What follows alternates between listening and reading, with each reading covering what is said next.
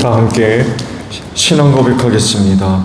나는 전능하신 아버지 하나님 천지 창조주를 믿습니다. 나는 그의 유일하신 아들 우리 주 예수 그리스도를 믿습니다. 그는 성령으로 잉태되어 동정녀 마리아에게서 나시고 본디오 빌라도에게 고난을 받아 십자가에 못 박혀 죽으시고 장사된 지 사흘 만에 죽은 자 가운데서 다시 살아나셨으며 하늘에 오르시어 전능하신 아버지 하나님 우편에 앉아 계시다가 거기로부터 살아있는 자와 죽은 자를 심판하러 오십니다. 나는 성령을 믿으며 거룩한 공교회와 성도의 교제와 죄를 용서받는 것과 몸의 부활과 영생을 믿습니다. 아멘. 찬송가 349장 부르시죠.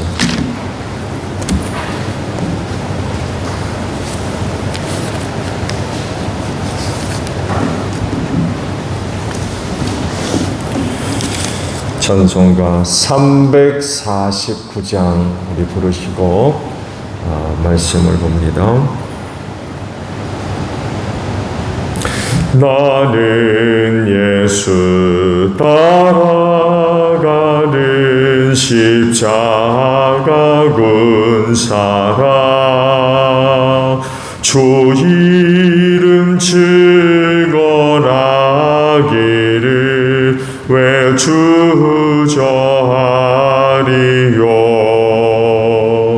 다른 군사 피 흘리며 나가서 싸울 때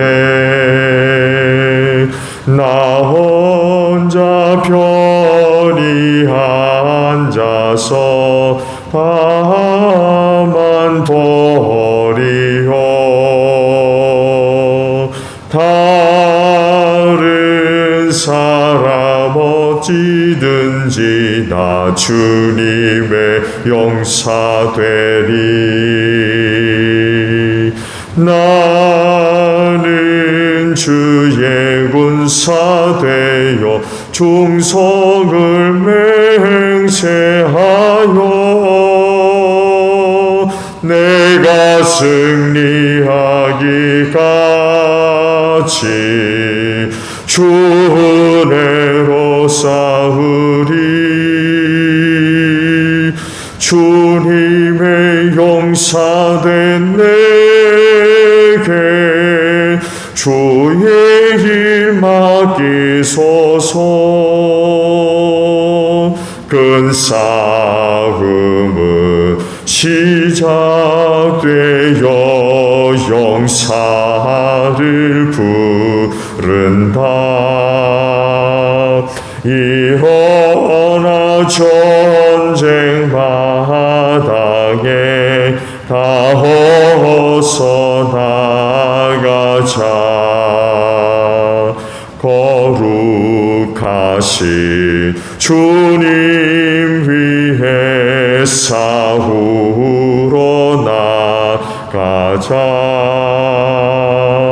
주님의 권능 힘입어 다 이길 때까지.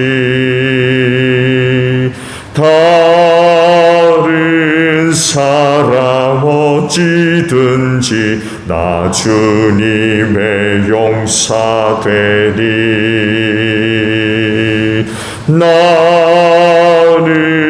주의 군사 되어 충성을 맹세하여 내가 승리하기까지 주 은혜로 싸우리. 주님의 용사된 내게 주의 일 맡기소서. 그 승리의 영광 위해 싸워야 하리라. 주 말씀 나의 힘되니 겁낼 것 없도다. 모든 싸움 이긴 후에 그날이 이르면 승전과 높이 부르며 큰 영광 누리니 다른 사람 어찌든지 나 주님의 용사 되리. 나는 주의 군사 되어 종성을 맹세하여 내가 승리하기까지 주 은혜로 싸우리. 주님의 용사 된 내게 주의 일 맡기소서.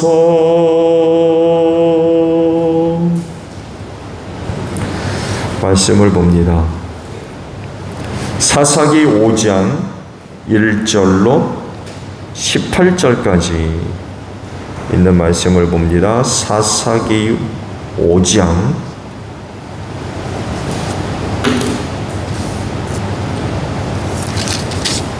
1절에서 18절까지예요. 그날 드보라와 아비노함의 아들 바락이 이런 노래를 불렀다. 이스라엘의 영도자들은 앞장서서 이끌고 백성은 기꺼이 헌신하니 주님을 찬양하여라. 너희 왕들아 들어라. 너희 통치자들아 귀를 기울여라. 나 곧 내가 주님을 노래하련다. 주 이스라엘의 하나님을 찬양하련다. 주님께서 세일에서 나오실 때에, 주님께서 에돔 땅에서 출동하실 때에 땅은 흔들리고 하늘은 물을 쏟아내고 구름은 비를 쏟았습니다. 산들이 주님 앞에서 진동하였고 저 신의 산마저 주 이스라엘의 하나님 앞에서 진동하였습니다. 아낫의 아들 삼갈 때에도 야엘 때에도 큰 길에서 발길이 끊어지고 길손들은 뒷길로 다녔다. 나 드보라가 일어나기까지, 이스라엘의 어머니 내가 일어나기까지 이스라엘에서는 용사가 끊어졌다. 그들이 새 신들을 택하였을 때에 성문에 전쟁이 들이닥쳤는데 3만 명 이스라엘 군인 가운데 방패와 창을 가진 사람이 보였던가. 나의 마음이 이스라엘의 지휘관들에게 쏠렸다. 그들은 백성 가운데서 자원하여 나선 용사들이다. 너희는 주님을 찬양하여라. 흰 나귀를 타고 다니는 사람들아, 양탄자를 깔고 사는 사람들아, 길을 걸어가는 행인들아, 사람에게 전하여라. 물깃는 이들 사이에서 들리는 소리, 활 쏘는 사람들의 요란한 저 소리, 거기서도 주님의 의로운 업적을 들어 말하여라. 이스라엘 용사들의 의로운 업적을 들어 말하여라. 그때 주님의 백성이 성읍으로 들어가려고 성문께로 내려갔다. 일어나라 일어나라 드보라야, 일어나라 일어나서 노래를 불러라. 일어나라 바라가 포로들을 끌고 가거라. 아비노함의 아들아. 그때 살아남은 이들이 백성의 지도자들과 더불어 내려왔고 주님께서 나를 도우시려고 용사들 가운데서 내려오신다. 에브라임에게서는 아멜렉의 뿌리를 내린 사람들이 내려오고 베냐민의 뒤를 이어서는 너희 백성이 내려오고 마길에서는 지휘관들이 내려오고 스불론에서는 지붕을 잡은 이들이 내려왔다. 이사갈의 지도자들이 드보라와 합세하고 이사갈과 바락고 이에 합세하여 그의 뒤를 따라 골짜기로 달려간다. 그러나 르벤 지파 가운데에서는 마음에 큰 반성이 있었다. 어찌하여 네가 양의 오리에 앉아 양떼를 부르는 비리 소리나 듣고 있는가? 르우벤 지파에서는 마음에 큰 반성을 하였다. 어찌하여 길르앗은 요단강 건너에 자리 잡고 있고 어찌하여 단은 배 안에 머물러 있는가? 어찌하여 아셀은 바닷가에 앉아 있는가? 또 그 부둣가에서 편히 쉬고 있는가? 스불론은 죽음을 무릅쓰고 생명을 아끼지 않고 싸운 백성이요 납달리도 들판 언덕 위에서 그렇게 싸운 백성이다. 아멘. 자, 오늘에는요 2절에 있는 말씀을 함께 나누려고 합니다. 2절에 있는 말씀을 보면 이스라엘 영도자들은 앞장서서 이끌고 백성은 기꺼이 헌신하니 주님을 찬양하여라 라는 말씀입니다. 당시 여자 사사 드보라와 바락이 하솔왕 야벤의 군대장관 시스라와 전쟁을 벌인 때의 상황을 노래한 것입니다. 그 노래의 가사 속에 당시 전쟁의 상황을 이제 가사로 기록을 한 거죠. 앞서 말씀을 봤습니다만에도 하솔왕 야빈에게는 철병거가 900대가 있었다고 그러죠. 언젠가도 말씀을 드렸습니다만에도 그때까지만 해도 이스라엘은 철기 문화가 아니었어요. 그러나 가나안은 철기 문화였습니다. 이건 뭘 얘기하느냐? 그만큼 이스라엘이 가나안의 문화에 뒤처져 있었어요.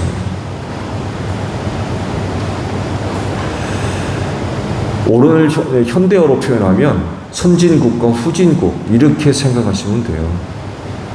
문화적으로 게임이 안 되는 거예요.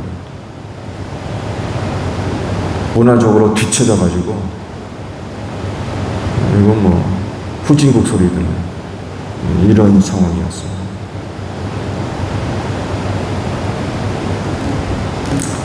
그만큼 가나안 문화는 화려했고요, 발전됐으며 국력에 있어서도 아주 강력한 국력을 가지고 있었어요.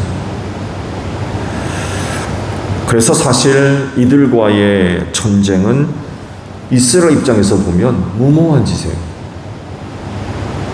동이 철을 어떻게 이깁니까?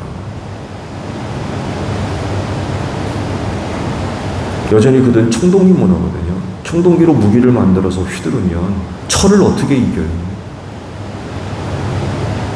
몇 번 부딪히면 날이 다 무뎌져 가지고 쓸 수 없는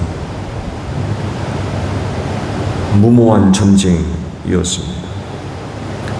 그런데도 하솔왕 야빈과 전쟁을 벌일 수 있었던 이유는 하나밖에 없어요. 뭐였어요? 하나님의 약속이었습니다. 드보라 선지를 통하여서 하나님께서 약속하신 전쟁의 승리, 이거 하나밖에 없었어요. 이거 하나 믿고 전쟁에 나가는 거예요. 그야말로 객관적인 그런 근거들을 가지고 비교해 보게 되면 이런 전쟁은 하지 말아야 돼요. 이길 수 없기 때문에. 말씀드린 대로 동이 철을 만나서 어떻게 이깁니까? 이건 전쟁 자체가 안 되는 거예요. 근데 그럼에도 불구하고 군대를 일으켜서 전쟁에 나갈 수 있었던 건 하나님의 약속 하나 믿고 나가는 거예요. 약속 하나 믿고. 대단하죠? 대단한 겁니다, 진짜. 그렇지만 그렇다고 아무런 준비도 없이 전쟁을 일으킬 수는 없죠. 그랬을 때 오늘 주신 말씀을 보면 당시 이스라엘 진영에서는 어떤 준비가 되어 있었는가를 살펴볼 수가 있어요. 다른 것이 아니라 영도자들이 앞장서서 백성들을 이끌고 또한 백성들은 헌신했다고 합니다. 그 전쟁을 위해서 지도자들, 영도자들과 백성들이 어떤 마음을 갖고 있었는가를 찾아볼 수 있죠. 앞장서서 이끌었다는 전쟁터에 앞장서서 나갔다는 얘기예요. 이렇게도 얘기할 수 있어요. 먼저 죽이려고 나가는 거예요. 죽을 각오하고 먼저 나가는 거예요. 죽을 각오. 그리고 백성들은 헌신했대. 전적으로 자기를 내어놓는 거죠. 헌신이 바로 그런 거 아닙니까? 희생을 각오로 하고 자기 자신을 드리는 거죠.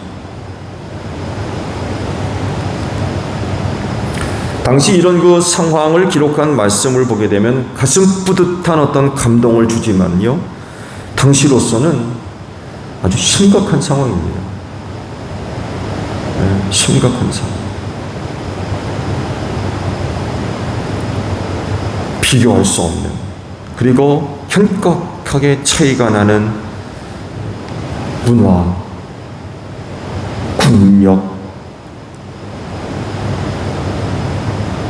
이스라엘을 주눅들게 만드는데 어려움이 전혀 없어요. 그런 전쟁을 일으키는 것은 이스라엘 스스로 무덤을 파는 것과 다를 바가 없어 보이는 거죠. 근데 우리가 말씀을 봤듯이 그 전쟁에서 큰 승리를 거두었어요. 그 이유가 또한 영도자들이 앞장서서 이끌고 백성들은 헌신했다는 말씀으로 표현되어졌습니다. 물론 하나님의 은혜죠. 그렇게 하겠다고 약속해 주셨으니까 하나님의 은혜죠. 그러면서 또한 백성들은 어떤 마음을 가지고 전쟁에 임했느냐는 것입니다. 영도자들과 백성들에게 이런 모습이 있었다는 것. 그런데 사실 하솔과의 이런 그 전쟁을 앞두고 이스라엘 백성 전체가 이런 모습을 보인 게 아니었죠. 후반부에 있는 말씀을 좀 쭉 보게 되면은 또 다른 지파가 이번 전쟁에 어떤 모습을 보여줬는가를 또 기록하고 있죠. 노래 가사들을 보게 되면 몇몇 지파들은 전쟁에 참석하지 않았어요. 누구는 죽을 각오하고 전쟁에 임하는데 누구는 자기 진영에 눌러 앉아가지고 편안하게 쉬고 있고 놀고 있고 구경하고 있고 이런 상황이 벌어지고 있었던 것입니다. 그렇지만 참석한 지파들은요, 그곳 영도자들이 앞장서서 이끌고 백성들은 헌신한 그런 전쟁이었어요. 오늘 말씀은요, 당시 전쟁에 참여한 사람들의 마음과 태도, 어떤 자세들을 기록한 말씀이지만 이런 모습은 오늘날에도 모든 그리스도인들에게 또 모든 교회에 참 유익한 그런 말씀을 주고 있어요. 그런 태도들, 그런 모습들이 지금도 여전히 유효하다는 것입니다. 즉 악한 세상에서 하나님께 영광을 돌리고 하나님의 뜻을 이루기 위해 어떤 모습으로 우리가 삶의 자리에 임해야 되는가를 잘 보여주고 있습니다. 영도자들, 교회 영적 지도자들이라고 할 수 있겠죠. 영적 아비들, 앞장서서 이끌라는 것이죠. 또 다른 말로 표현하면 본이 되라는, 본이 되라.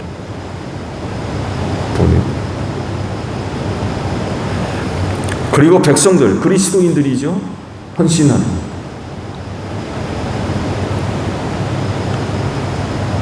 하나님의 뜻을 이루기 위해서 자신을 드리는 거죠. 이게 헌신 아닙니까?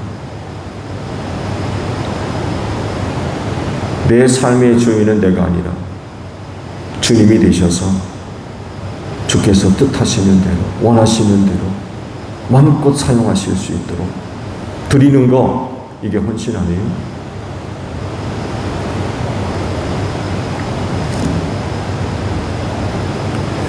그렇게 되었을 때에 악한 세상에서 또 악한 영들을 대적으로 해서 승리하는 이런 결과들을 얻을 수가 있죠.